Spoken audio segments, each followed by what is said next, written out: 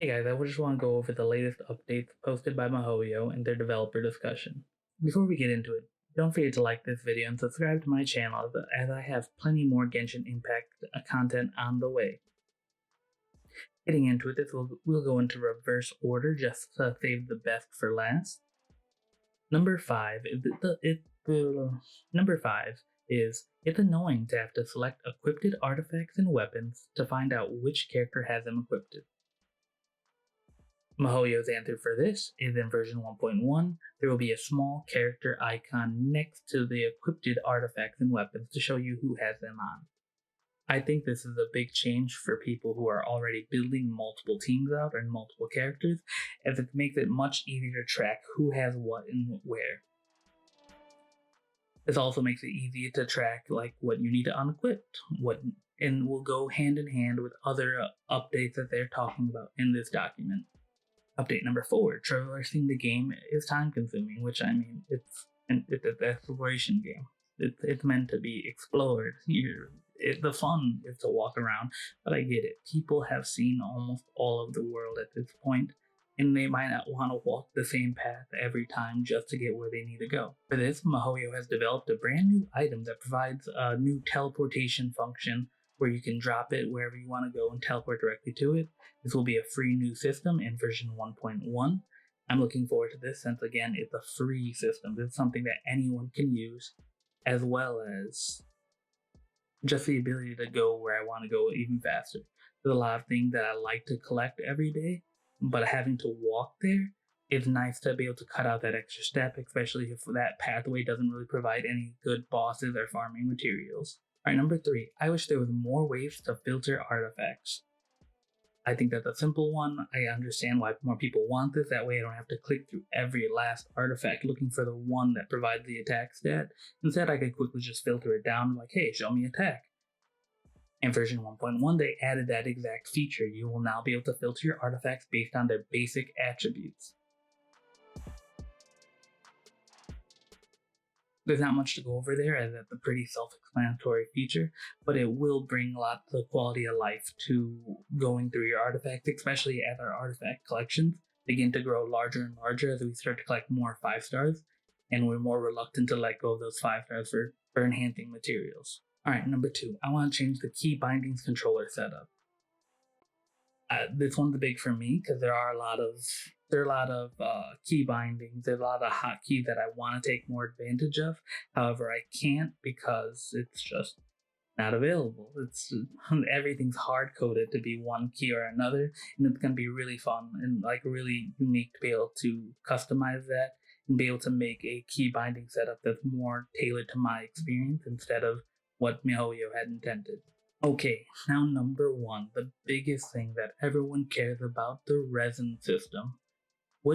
It makes it difficult for people to complete various daily tasks and especially the weekly battle pass missions.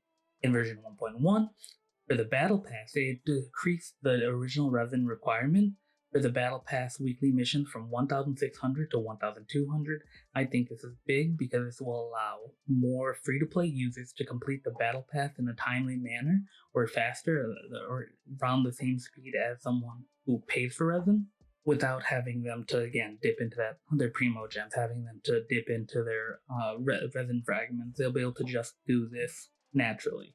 But at this point, 1,600 mathematically is almost impossible to hit unless you're doing refills. Okay, furthermore, this is the one that everyone cares about though. Travelers will be able to store up to a maximum of 160 original resin, increased from the current 120. My feelings on this? This is a useless change for a lot of the player base. If you're part of the wave who loves Genshin Impact, who wants to play it every day as much as possible, and especially if you're someone looking at YouTube, if you're someone who's going through guides, the first guide, the what you should know before you start playing Genshin Impact guide that everyone was pumping out at the beginning.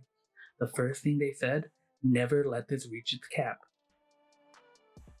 So if most of the player base is going off those guides and not letting these things reach their cap, not letting their original resin fill up, they're never gonna feel this change.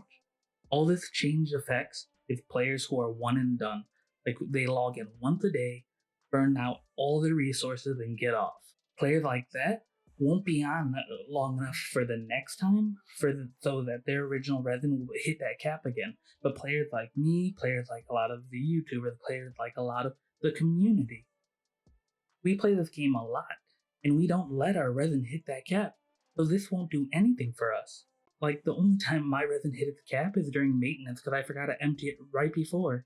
So yeah, I think this is useless. I don't think this is the real change. I do hope that there's additional changes to the resin system down the line, or they add a new activity, something new to farm, something new to do that doesn't require resin.